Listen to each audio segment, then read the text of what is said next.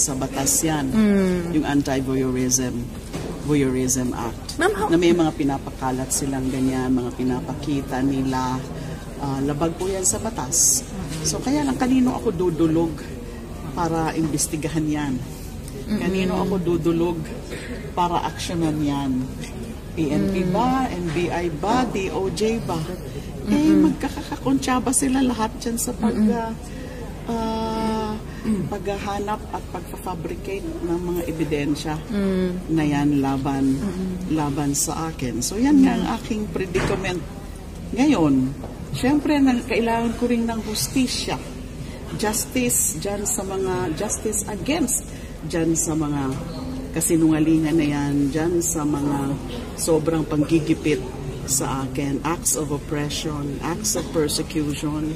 I do need and I cry for justice. Ang isa nga sa mga unang ipa-file naman on the offensive side of things, kasi ang aking legal moves would be both defensive and offensive. Defensive, kapag may pina-file na kaso, kailangan kong harapin, kailangan kong sagutin. Offensive naman, para mabalikan ko naman yung mga may kagagawan nito. So, unang-una na ginagawa na nga, unang-una na ipa-file ko at ginagawa na nga ay yung petition for writ of amparo habeas data. Sa Supreme Court po yan na po ito. Ipa-file. I was hoping that could be filed within the week, pero hindi pa daw kaya, baka next week pa. Writ of amparo, writ of habeas data, and then cases also with the Ombudsman, violation of anti-graft, violation of code of conduct of officials, of public officials, prohibition, disbarment, civil action for damages, etc. So it would require massive legal work. Ang nakakaabala lang at ang nakaka-constrain lang is yung aking time. Hindi naman ako, namang pabayaan ko na itong trabaho ko dito sa Senado. Tsaka resources. Wala naman po akong pera para sa legal defense. Sino kakasuhan, ma'am? Ma'am, sino kakasuhan daw, ma'am? Aray. Ayan. Even si Pangulong Duterte po. Wow! All the way? Kahit may immunity, ma'am? I'm going to file a test case. Test case. May mga pagkakataon po na hindi pwedeng i-invoke ang presidential immunity from suit. Ito po, itong test case na ito. Kasama yan sa writ of amparo, habeas data. Meron pa ho akong mga iba. Pero I would not want to be laying all my cards on the table. Kasi baka mapaghandaan po ako ng mga yan, lalo nang napaka-lopsided po ng laban.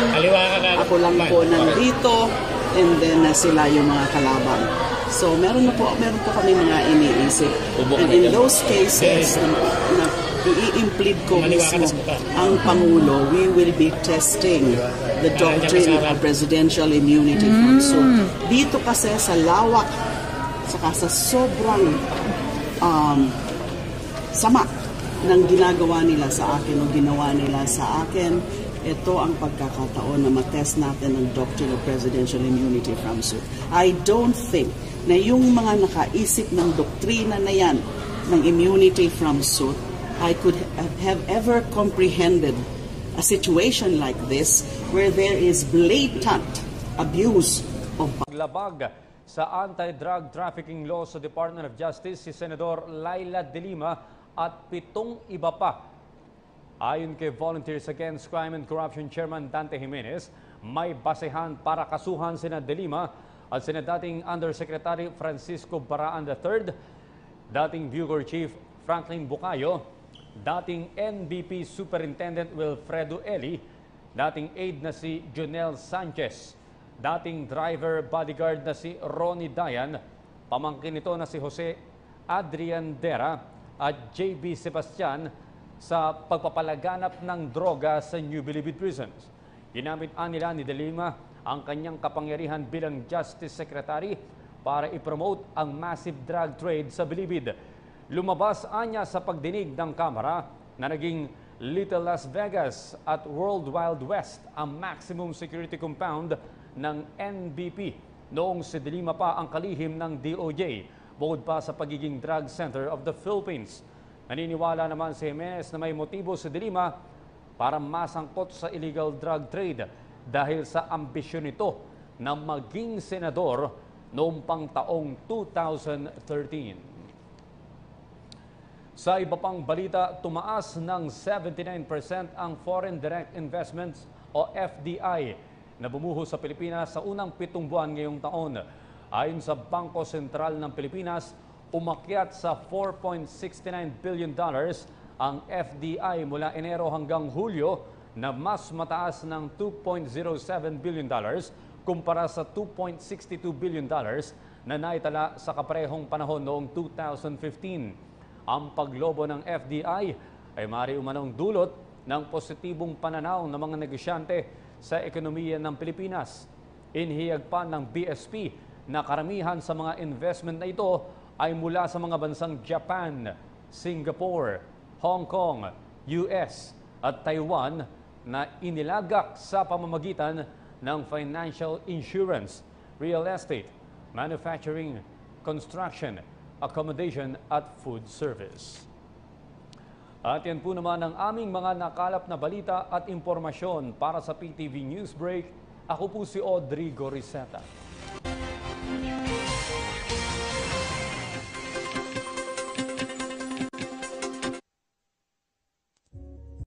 Emosyonal naman na giniit ni Senadora Laila De Lima na hindi raw totoo ang akusasyong tumanggap siya ng drug money mula sa Bilibid. Kasinungalingan din daw na nagkaroon sila ng relasyon ng dati niyang aide na si Jonel Sanchez. Balitang hatid ni Jam Cesante. Katulad po nung concert. Habang tumitestigo laban sa kanya sa kamera ang Bilibid inmate at hinihinalang drug lord na si JB Sebastian, nasa misa naman ng CBCP si Senador Laila De Lima para sa paggunita sa World Day Against Death Penalty. Naging emosyonal pa si De Lima. Lately kasi talagang basta na lang naluluha po ako. Dati nakokontrol ko pa, marunong ako mag-control dahil naman po ako. Matapang naman po akong babae, pero sa tindi na ho kasi na mga nangyayari at sa mga ginagawa sa akin, mukhang hindi ko na ho nakakayanan emotionally.